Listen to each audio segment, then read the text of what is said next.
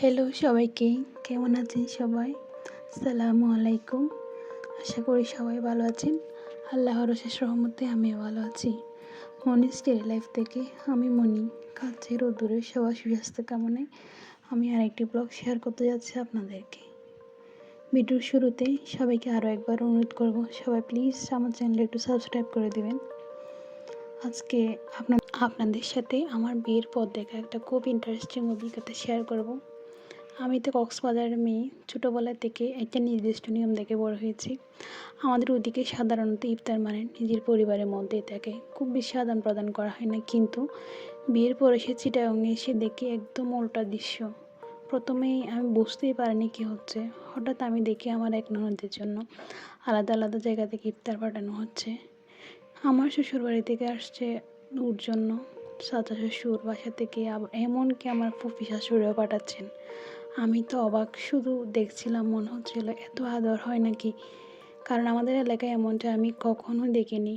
মেয়ের বাড়িতে ছেলের বাড়ি থেকে ইফতার পাঠানোর নিয়ম নেই বললেই চলে, আর পাঠালে আবার রিটার্ন দেওয়ার কোনো প্রচলন নেই।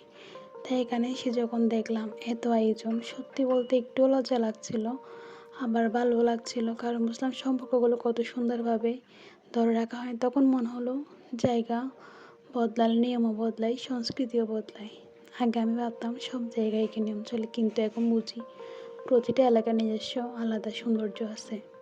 এই ইফতার পাঠানোটাও শুধু খাবার দেওয়া হয় না, এটা আসলে ভালোবাসা আর সম্পর্ক ধরে রাখার একটা উপায়। এতে আত্মীয়দের সাথে যোগাযোগও থাকে, মনও টান তৈরি হয়। এসব দেখে আমি সত্যি শিখেছি সংসার মানে শুধু নিজের ঘর না, অনেকগুলো সম্পর্ককে একসাথে ধরে রাখা। এখন এইসব দেখলে আমার খুব ভালো লাগে। মাঝে মাঝে ভাবি আমরাও যদি আমাদের এলাকাতে এমন নিয়ম চালু করতাম কত সুন্দর হতো। কারণ ছোটো ছোটো এইসব জিনিসই আমাদের সংসারকে আর মিষ্টি করে তোলে।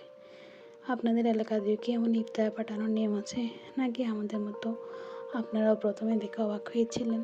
কমেন্টে অবশ্যই জানাবেন। আমি পড়তে খুব ভালোবাসি, আর যদি এমন নতুন নতুন অভিজ্ঞতা, সাংসারিক গল্প শুনতে ভালো লাগে তাহলে আমার সাথে থাকুন। আমার ননদের বিয়ে হয়েছে মাত্র কয়েক মাস। এটা ওর প্রথম রোজা ওর শ্বশুরবাড়িতে।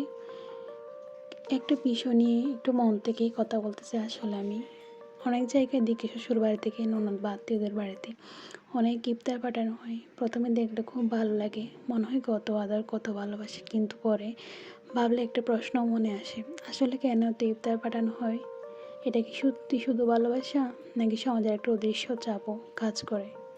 কারণ আমরা সবাই জানি যাদের টাকা আছে তাদের জন্য এসব আয়োজন করা সহজ। তারা বড় বড় বক্সে ইফতার সাজিয়ে পাঠাতে পারে, এতে তাদের কোনো কষ্ট হয় না। কিন্তু যাদের অবস্থা তেমন ভালো না, তাদের জন্য একটা বড় চাপ হয়ে যায়।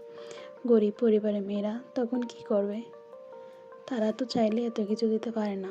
অনেক সময় দেখা যায় মেয়ের পরিবার নিজের সামর্থ্যের বাইরে গিয়েও এসব করতে বাধ্য হয়। আমি নিজের চোখেই দেখেছি এটা। আমার শাশুড়ির মেয়েকে বিয়ে দিচ্ছিল, তখন ওনার টাকাই ছিল না, কিন্তু জোরপূর্বক ওদেরকে যৌতুক দিতে হয়েছে।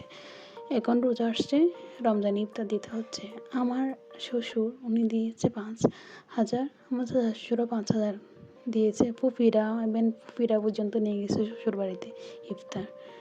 তো যখন ইফতার বেশি হয়ে যাচ্ছিলো, টাকাগুলো আবার ওর শাশুড়িকে দিয়ে দিতে হয়েছে, মেয়ের হাতে দিতে পারে নাই। কীভাবে বাধ্য করা হচ্ছে মানুষদেরকে এগুলো? মেয়ের পরিবার সামর্থ্যের বাইরে গিয়ে এসব করতে বাধ্য হয়, শুধু মানুষের কথা শুনতে না হয় বলে। তখন ইফতারের আনন্দ থাকে না, আসলে সেটা হয়ে যায় একটা দুশ্চিন্তা। অথচ ইফতার আসল মানে তো ছিল ভাগাভাগি, সহজভাবে ভালোবাসা প্রকাশ করা। আমার মনে হয় সম্পর্কে মূল্য খাবারের পরিমাণে না, মন মানসিকতায়। ছোট একটা খেজুর দিলেও সেটা ভালোবাসা দিয়ে দিলে সেটাই সবচেয়ে বড় ইফতার।